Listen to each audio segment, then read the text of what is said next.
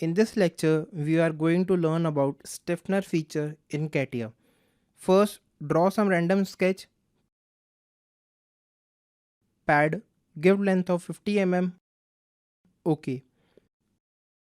Select XY plane, sketch and draw this line.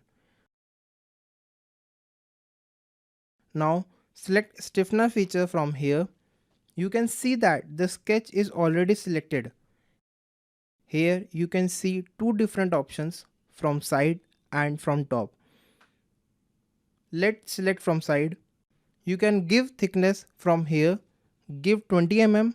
The thickness is 10 mm and 10 mm to both sides. Uncheck neutral fiber. This will give thickness of 20 mm to only one side. So this is the stiffener feature in Catia. Stiffener is used to create a supporting element to any 3D part. Now let's see how we can create a stiffener in this 3D part. Select this upper surface, sketch, fit sketch and draw a 2D sketch on this surface. Exit. So this is our 2D sketch. Now select stiffener.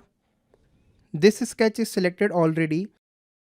Now you can see that this time it is selected from top option. Give thickness of 5 mm. Preview. In this way you can create a stiffener from the top of the model.